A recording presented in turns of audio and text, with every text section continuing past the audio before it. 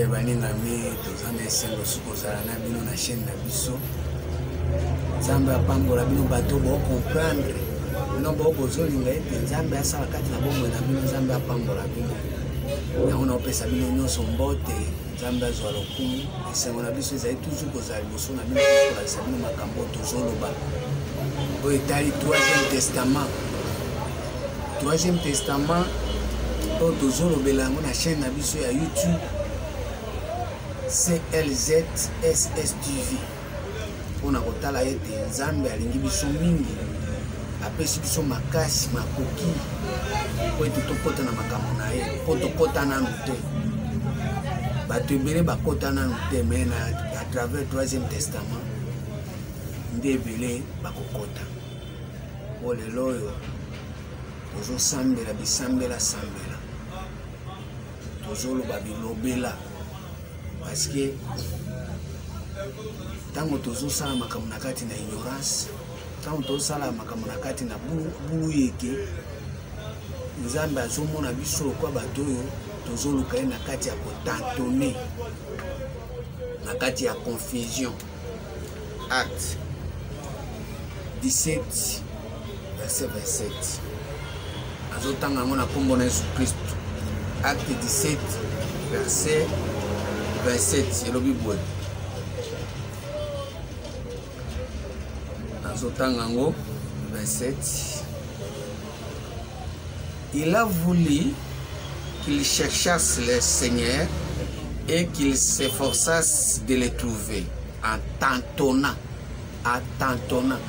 Or muto atantonaka eza muto aza aveugle po aveugle nde atambolaka azosimba esi awa nde porte ezali ase momala nzambe nde alingaki tosala bongo avant que 3e testament ye alingaki tozala na 2e testament tozala na 1er testament tobanda kotantonner. Il a voulu qui? Le Seigneur. Qu'il cherchasse le Seigneur et qu'il s'efforçasse de le trouver en tantonnant bien qu'il ne soit pas loin de chacun de nous.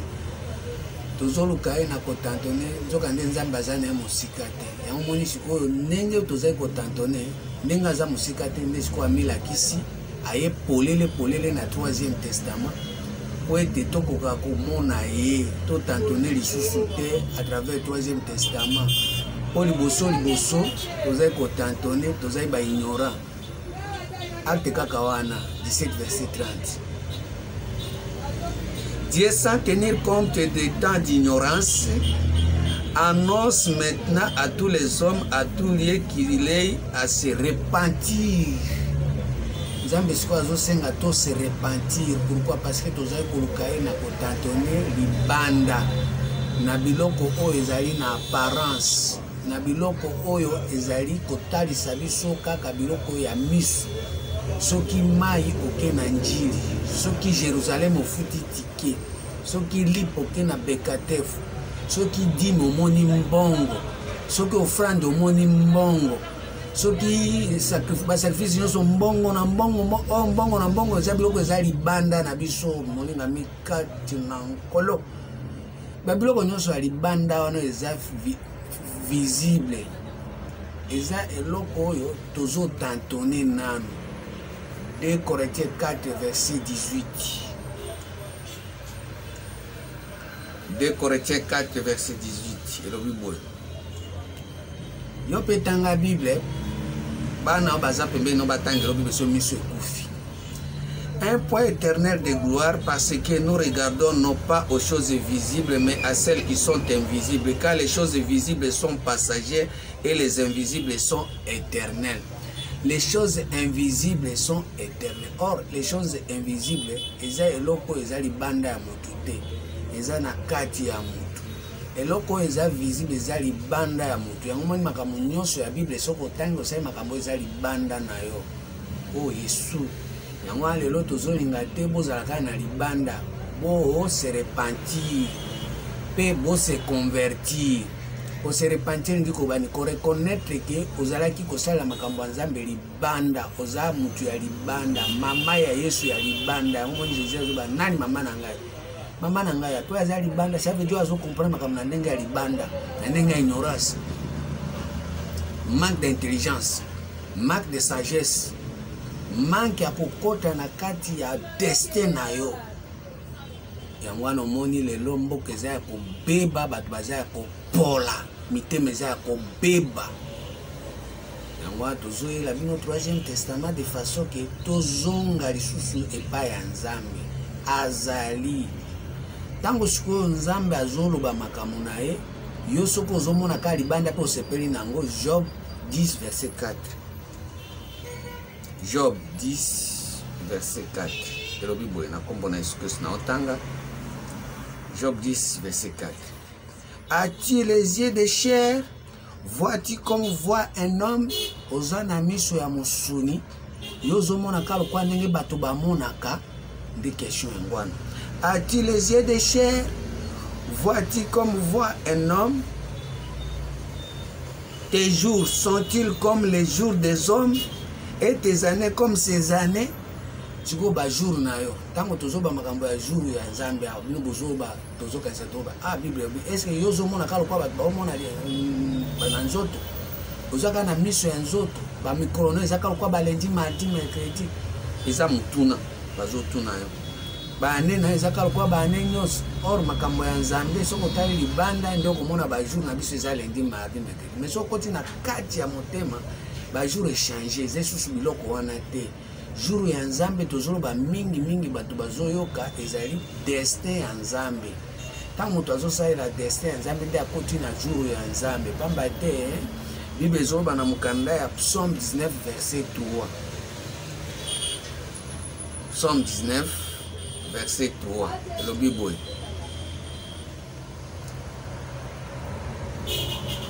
Les jours en instruisent un autre jour, et la nuit en donne connaissance à une autre nuit. Les jours en instruit, ba jour epesa sacrée instruction.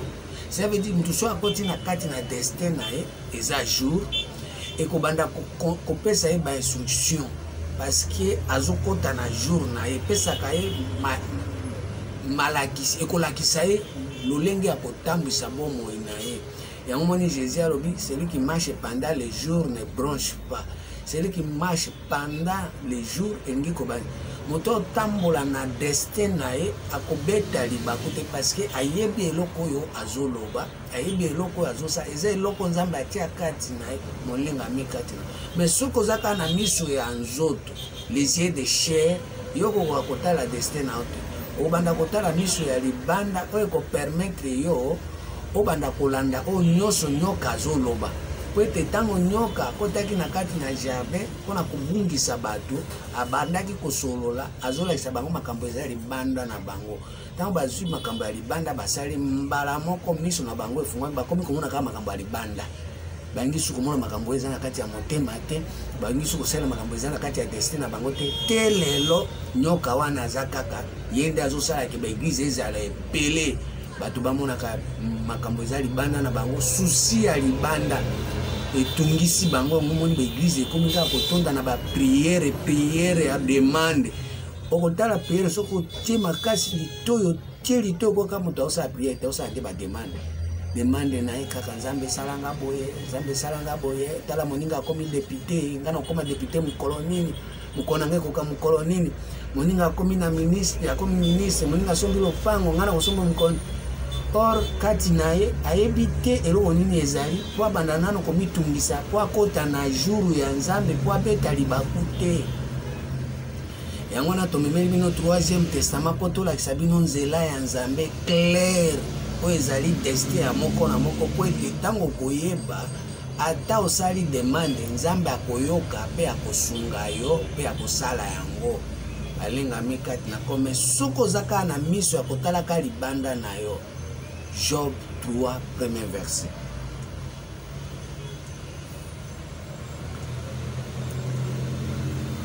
Après cela, Job ouvrit la bouche et maudit les jours de sa naissance. Au moins, il bateau battait la libanda. Job n'a pas à libanda. Mais tant que Job a moniqué makambo libanda, ils ont malamuté à maudire Mokoloana, à maudire Jourouana. Abiboy. Après cela, Job ouvrit la bouche et maudit les jours de sa naissance. Il prit la parole et dit, périsse le jour où je suis né. Ça veut dire Job peut abotama ki na kotala ka makambo alibanda. Azo mwana makambo alibanda zo se périssa. Ceux qui nganja sali boye pe alandeli. Ceux qui nganja ke boye pe alandeli. Ceux qui nganja sali boye commerce boye pe asali. Job pese mais Job tango ayiko comprendre a maudire ba mikolo nyonso wana. Pamba te na minute oyo makambo nyonso ya libanda ezo sala kwa moto otambola na chair. Or, la Bible est dans Genèse 6, verset 3. Mon esprit ne restera pas sur l'homme, puisque l'homme n'est que chair. Au moins que ce que ça chair, esprit en Zambé, c'est sous katina. Tu comme que sambela, bisambela, sambela, bisenga, senga. Pambate esprit en Zambé, c'est katina. Tu comme ce que envoûté l'esprit à nyoka. Ils ont même leur confusion pour bandasco que ça la demande. Il y a posa à monter manayo, le koso.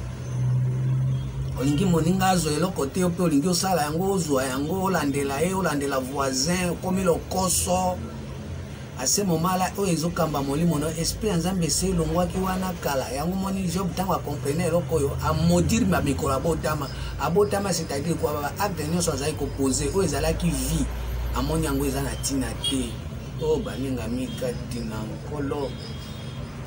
Périsse le jour où je suis né et la nuit qui dit un enfant mâle est conçu.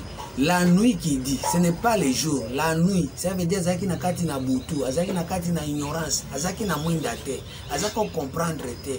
Babi kolonio so sa makambo sans comprendre, a maudire yango. La nuit oyo abotama ki bo so botami na nuit c'est-à-dire botami kati na ignorance, so sa makambo kati na ignorance.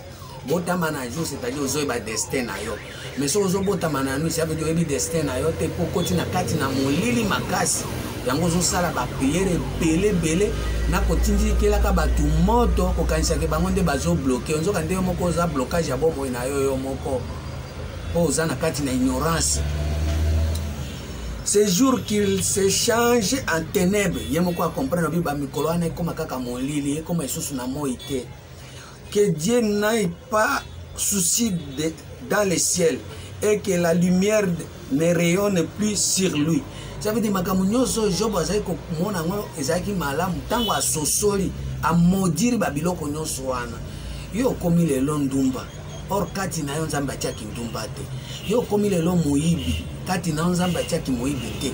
Nzambe atia pe kati na yo te koma mutema mabe po koma ko bénéficier. Non, obanda kolia na mbongo ya mutema mabe. Nzambe atia eloko wana te moninga mi wana ezaki dessin na yo te.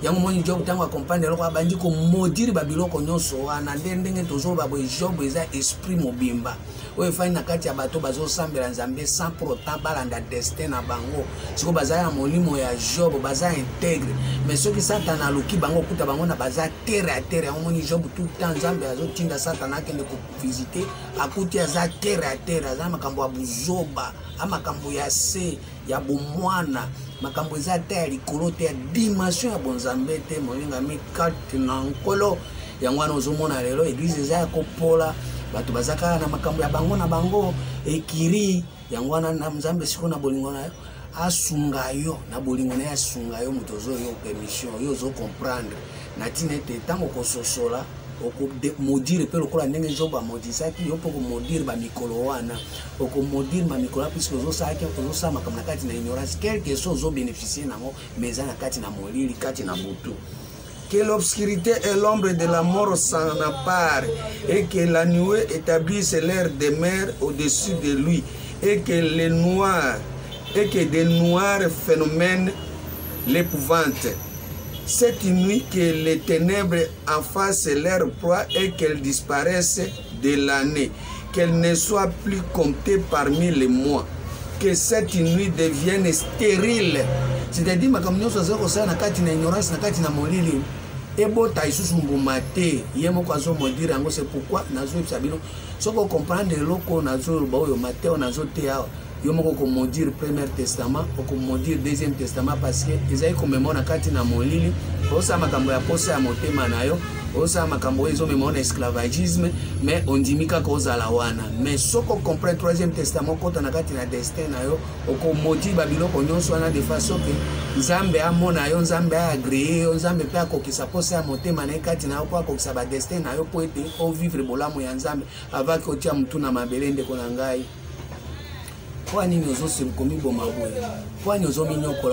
C'est le moment où dans le troisième testament.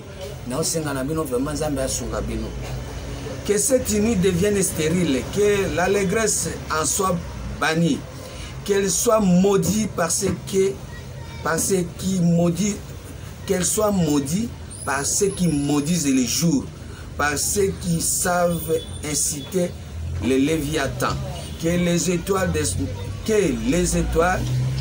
de son crépuscule s'obscurcissent, que l'attendent en vain la lumière qu'elle ne voit pas, les paupières de l'aurore. Baminda nyonso babiloko nyonso ezali kongenga babiloko nyonso ezali kopesa lumière engenga isusu te. Ça veut dire moto azo bénéficier na biloko ya mbilinga mbilinga, moto azokoma moto ya mbongo na biloko ezali ya ye te. Biloko nyonso na jo wasani a maudire yango. Jérémie 20 verset 14. Balinga mikati na nkolo oyo eza ta malamu vraiment yo moto ozoka makambo oyo soki otikali kaka ndenge oza wana olingi kochange te yebaki deja omibomimba okufi déjà pour de vie. Babi c'est lui qui a le fils à la vie, le fils de Dieu, c'est lui qui a la connaissance, c'est lui qui a Jésus, c'est lui qui a la lumière, c'est lui qui est éclairé à la vie. Vie ezande yango on a bombé la bino le côté. Jérémie 20 verset 14. Et le Bible. Maudit soit le jour où je suis né. Jérémie peut azo maudire ba mikolona ya botami, c'est-à-dire quoi? Tango moni makambo ezo sale ma okoti na 3e testament makambo nyonso ezali ko sale ma 2e testament komi ko maudire yango parce que botama ki na nzoto. Ozaki na miso ya nzoto, ozomona makambo nyonso ya nzoto. Maudit soit le jour où je suis né, que le jour où ma mère m'a enfanté ne soit pas béni. C'est-à-dire, mukolo oyo botami wapi na bilanda landa na kopiaka ba mikolo wana beni eza beni te. Soko koti na kati na destin na yo nde ba mikolo na yo soko ba jour na e comme beni parce que ozo sale la destin na yo. Maudit soit l'homme qui porta cette nouvelle à mon père. Il était né un enfant mâle et qui le combla de joie. Abi Modi mukolo babi mwana moko ya mobali abotami mwana mobali c'est-à-dire ozo sala makambo ozo mona ke yondo za na vie ozo sala makambo mona ke yondo za na esengo yondo ozo mona clair zoka nde mwana wana aza mwana oyo ozo ezali banda na yo eza makambo eza na kati ya destin na yo te yango eza na kati ya destin na yo te mais ozo sala ngo wa force makasi ya mwana mobali entre temps ozo kumisa ke nzambe nde azo sala nzambe aza kuna te ba jour ya ndenge wana faut ko modire yango ko modire na ndenge buati sa yango boya yango mona yango eza mabe eza malamu te eza bolamu ya nzambe te eza bolingo ya nzambe te eza force ya mwana mobali. Que cet homme soit comme les villes que l'Éternel a détruites. Bato bakoza kwa eza bato bateya yo balakiso makambo eza libanda na yo bato wana pe nzambe azo modire bango parce que bazo lakisa yo o eza vision ya nzambe te o bazo lakisa eza vocation na yo te bo lakisa eza destin na yo te. Awa Bible Jérémie azo modire pe ba mateya lolingi wana ba memelo mateya zo memoli banda ya nzambe. Que cet homme soit comme les villes que l'Éternel a détruites. Bato ya lolenge wana bate ya ndengo wana esenge ko se débarrasser na bango ezalo ko bato nzambe asali nini a détruire bango a détruire bango boma bango te yo bengana bango ko ke so amate ya ndengo wana te ko détruire ezali kolongola ngo liboso na yo emona na isusu te ezesu na nguya te ezesu na présence te oya ko bana isusu ko sepela te so ba ebisio Jésus akendeli Jérusalem bu kongoli mbongo bozui ba visa bozui ba passeport obandi okende Jérusalem ta ande Jérusalem or Jérusalem ezali fulu kango na kati na yo. Que cet homme soit comme les villes que l'Éternel a détruites sans miséricorde, qu'il attende des gémissements le matin et des cris de guerre à midi. Ça veut dire que Nzambe atandi shitongo na bomo na yo. Ye mutu wana mate ya nyonso ate ya wana ba prophète ya lokuta ba pasteur ya lokuta eza la guerre pa na yo. Puisque tango yo zo sosola ozokoma na midi ozokoma esika moye telemi ye azokoma na molili ye azo comprendre te ndenge yo ozo comprendre yango wana sengeli siko amanda komona bitumba moni kwa yo baby nzoka ndio baby te yo so komi na midi yo déjà tongo ese etaneli yo nzambe asa fungoli yo molimo afungoli yo makanisi poko kokota na kati na destin na yo mais ye azo comprendre te akobanda kobundisa yo siko ekozala guerre pourquoi parce que ozoto se susu makambo na ye te yako yebiso ndeko tokende na mai ya njili olingi susu te ndeko na tongola yo olingi susu te abambo veste olingi lisusu te biloko nyonso wana okomi na guerre na oh Yesu. Que cet homme soit comme les villes que l'Éternel a détruites sans miséricorde, qu'il attende des gémissements le matin et que des cris de guerre à midi. Ça veut dire que comme à midi déjà, il faut avoir un cri de guerre. Que ne m'a-t-on pas mourir dans le sein de ma mère? Que ne m'a-t-elle servir de tombeau que ne le reste éternellement enceinte? Pourquoi Makambo Jérémie Azoba Abi? Pourquoi avant que naïba 3e testament, pourquoi Makambo Yaboye ne fallait pas même na réaliser? Pourquoi na kota na Makambo? Pourquoi il fallait que na kufaka na kati ya Musa? Ça veut dire Makambo yo ya première alliance, Makambo yo ya deuxième alliance, Makambo eza libanda nanga, il fallait que na kanga ngoka efanda kana sale la ngote, il fallait que fanda kana libumu et kanga makaka kuna bimate, mais malheureusement ese bima et pesa bato mbilinga bato bakomi na mbongo ya moyibi, bakomi na pouvoir ya moyibi, bakomi ko régner na moyibi, makamnyo soka moyibi webo otala bo volonté ya Nzambe, justice ya Nzambe, voix ya Nzambe, destin ya Nzambe ezate. Pourquoi suis-je sorti du sein maternel pour voir la souffrance et la douleur et pour consumer mes jours dans la honte? Moi je ça veut dire tant que tu makambo yo moto vivaka makambo yo comme si on a soni puisque on so vivre makambo ezali banda na yo yango moi ba mikolo wana awa boye na kati na Bible bato ya mayele ba Jérémie soki bazali puisque esprit ya Jérémie telelo ezali esprit ya Job ezali puisque Bible ezoba na mkanda Ezekiel 14 bien soki mboka moko nganzambe na ngina boma soki nakuti Daniel nakuti Noé nakuti Job na kubomesu vile wana justice na bango eko sauver mboka wana yango wana zo senga na yo vile wana ezande bomo inayo soki Job azali muto azana compréhension comprendre que makambo eza mapeza busoba ba Jérémie pe bazali nyonso na kati ya bomo ina biso yango wana esprit nyonso ya ba Jérémie wana etelema pona ko modire makambo eza ya apparence pour être to construire makambo eza vie o ezali réalité o eza destin ya moko na moko molenga mika tunankolo yango wana tant que makambo wana ezo fonctionner Jésus aza ya kukufa. Romains 10 verset 9.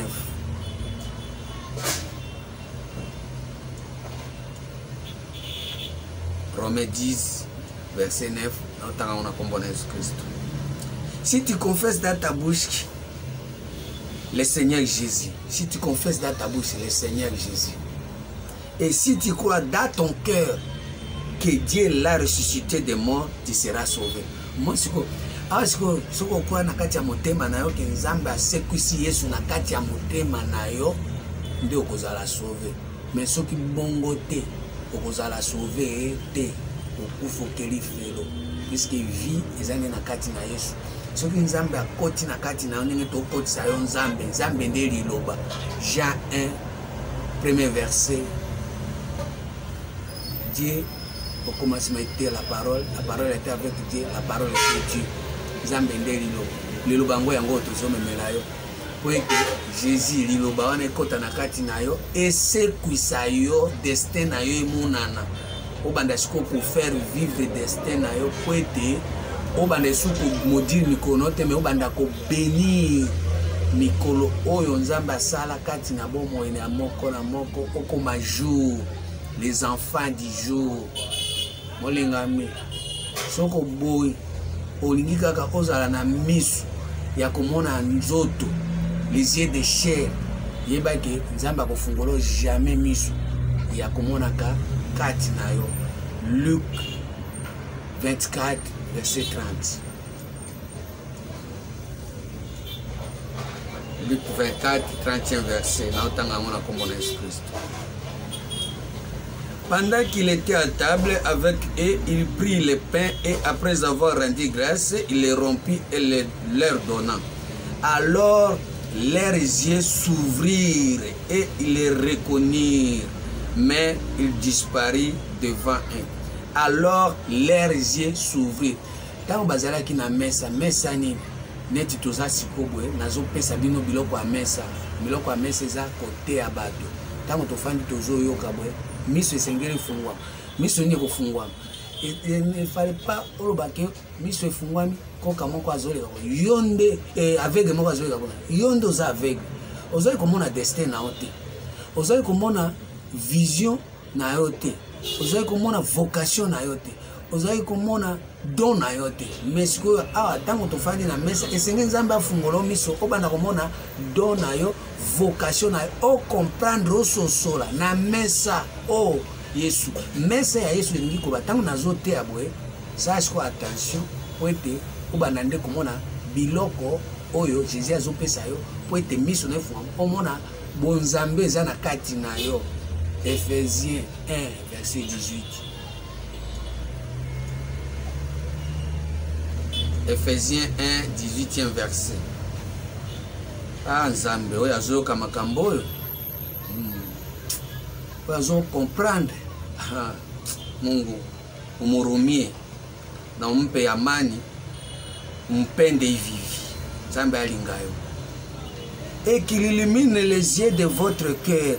Or na kati ya motema misu pe ezalaka nzambe siko esengeli afungola yo misu wana po banda koyeba destin na yo. Qu'il illumine les yeux de votre cœur pour que vous sachiez quelle est l'espérance qui s'attache à son appel. Nzambe abengaki yo obotami kaka te po ozala ndenge oza wana moyibi lokuta motema mabe songisongi kobeta badame komela banzododo kotambola bitambola bisenga parsi pala non. Nzambe siko esengeli afungola yo aéclairer miso ya motema na yo omiyeba balingami kati na nkolo mateya oyo eleki mbongo na valeur vino momeko bongaka na mateya oyo okomona pe non olamuki boko mutu mususu na mateya ya boye obino bozana bolingaka na pakola bino mafuta na banda koyebisa bino kokende poto mbula oyo yayo wana ekosalema te okende pe poto te ata so oke kuna keba yomo koyebi nini ezorenye kuna. Sala attention. Qu'il illumine les yeux de votre cœur pour que vous sachiez quelle est l'espérance qui s'attache à son appel.